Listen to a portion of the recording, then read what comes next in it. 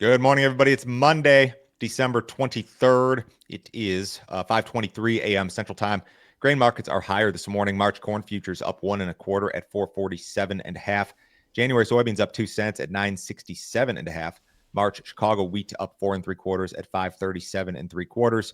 March Kansas City wheat up 5 at 549.75. March spring wheat up 6.5 at 596.75. Mackenzie, we hit 18,000 subscribers on YouTube last week. I saw that. That is pretty exciting. We'd love to thank you guys for that. And if you are not subscribed on YouTube, if you watch every day, but you haven't hit the subscribe button, hit the subscribe button.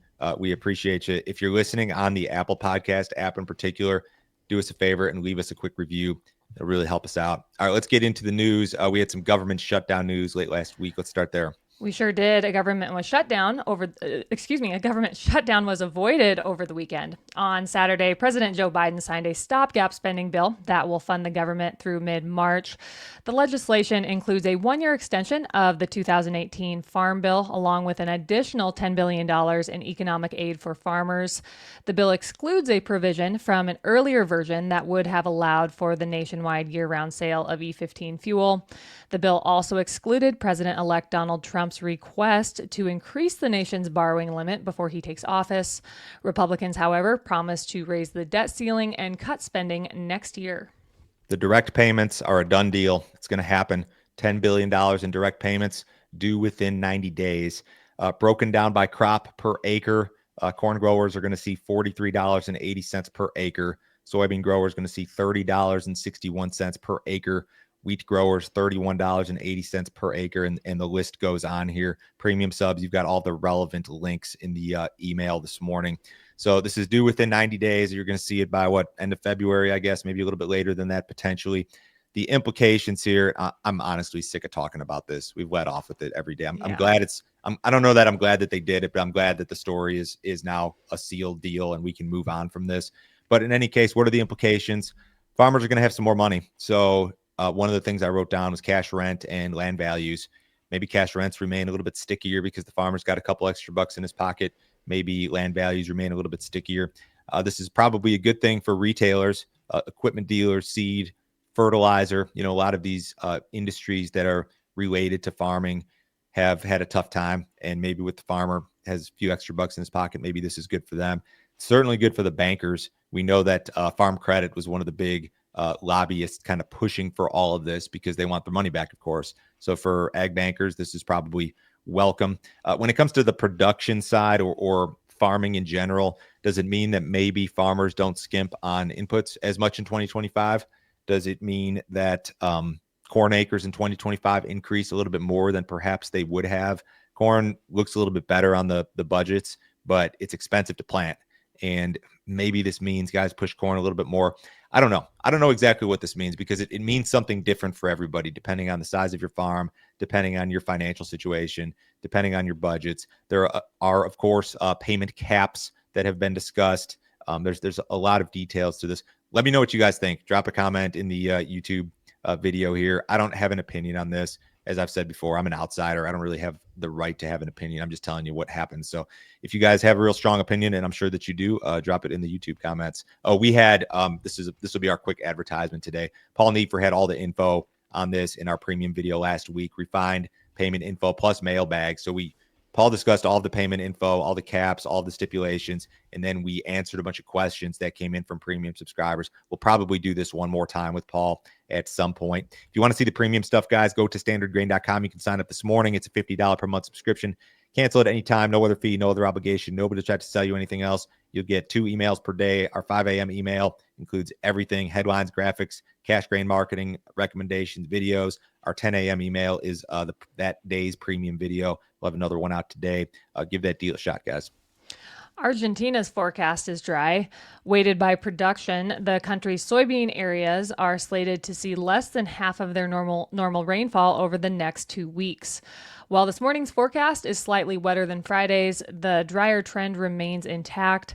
Temperatures are slated to run above normal during the same time frame. The extended GFS indicates that better rainfall is possible during the 15 to 18 day period, although long term forecasts are often unreliable.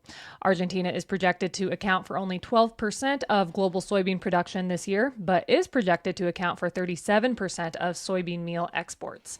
Let's run through some graphics here. So here's my first map from our friends at Crop Profit.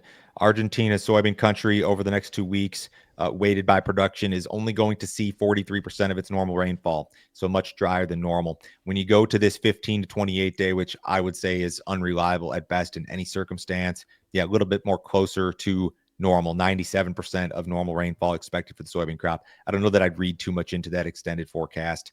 When you look at soybean producers, Argentina, of course, at 52 million metric tons is only 12% of global output.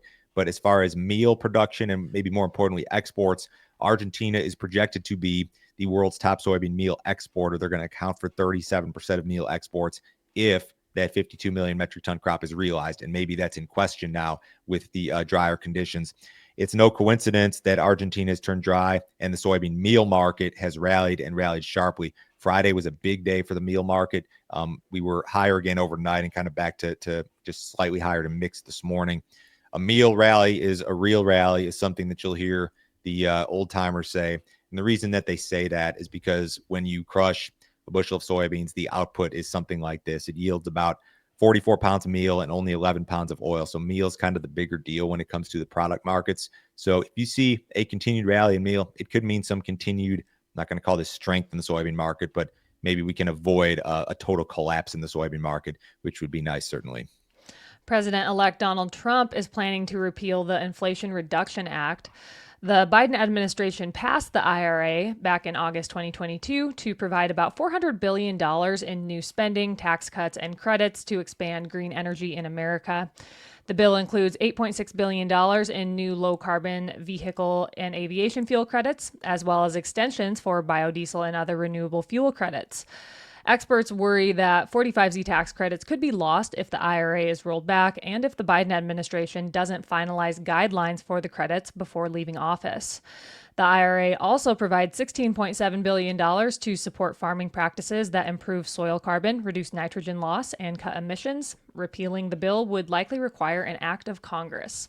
This was a nice write-up by Reuters because they went kind of piece by piece and they said what's possible. When it comes to clean fuel and emission standards, and we're concerned about the biofuel piece, of course, they wrote clean fuels and emission standards unclear. The IRA created $8.6 billion in new credits for low-carbon car and airplane fuels and extended credits for biodiesel and other renewable fuels.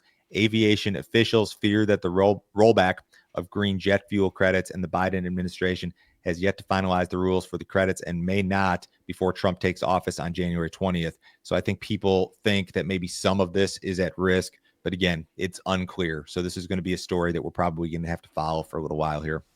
The U.S. prevailed in its trade dispute with Mexico regarding genetically modified corn. Last week, a trade panel ruled that Mexico's ban of U.S. GMO corn imports violated the USMCA trade agreement and was not based on science. Although minimal, Mexico had banned the import of GMO corn for human consumption. U.S. producers were concerned that Mexico might also expand its ban to include GMO corn used for animal feed. Mexico has been and is expected to remain the largest importer of U.S. yellow corn this year, most of which is genetically modified and used for animal feed. Mexico is still planning to pass laws to ban the planting of GMO corn in the country. To be very clear here, and part of the reason we threw this story in is because it's a non-factor for the vast majority of you guys. The import of yellow number 2 GMO has not been in question for months and months and months. What we were down to was corn for human consumption, which is mostly like white corn, that sort of stuff. And there's probably a few you guys here that grow, specialty products, and maybe that will affect you. But for our, corn futures market and the export program and the pace of sales, we're not worried about this at all. So we threw it in because for the vast majority of you guys, it's a non-story. But this headline did make the rounds here over the weekend. The funds reduced their net long position in the corn market last week.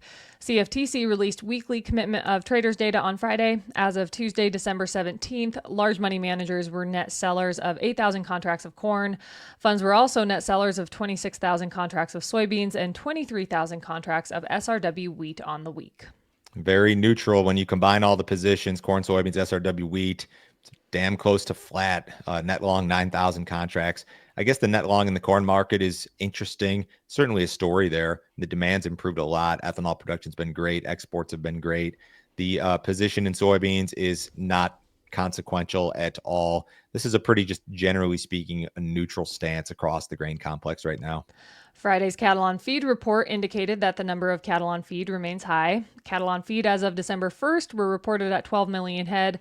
That was in line with pre-report estimates. Placements in November were reported at 96% of year-ago levels, also in line with expectations. Marketings last month were reported at 99% of year-ago levels, slightly higher than expected. The market is likely to interpret this report as neutral, given that the data was nearly identical with expectations. Cattle market did correct last week. Live cattle futures corrected lower. Feeder cattle futures corrected lower. Both of these markets still appear to be in more bullish type patterns to me. But, we're going into the end of the year. You could see some additional rebalancing here. I'm not going to say additional downside is impossible. What did the markets do late last week specifically? Yes, cattle futures closed higher on Friday. Live cattle were 62 cents to $1.85 higher. Feeders were 107 to 142 higher. Cash cattle trade was steady to slightly higher last week. In Kansas, cattle were steady compared to the prior week at 191. Cattle were also unevenly steady up here in Nebraska at 195 to 195.50. And then over in the Western Corn Belt, cattle were steady to $2 higher at 195 to 196. Box beef was mixed on Friday. Choice ended the day at 315.85. That was down 484. Select ended the day at 285.91. That was up 180. Hey guys, the markets are closed on Wednesday for Christmas, of course. So tomorrow we've got a short day. Grain markets close at 12:05 Central Time, and then they won't reopen until Thursday morning at 8:30. Outside markets this morning, U.S. dollars up a little bit. Stocks are mixed. Bonds are off just a little bit. Gold's down $14. Crude oil close to flat, down 9 cents in the March WTI at 68.93. Have a great week. We'll be back tomorrow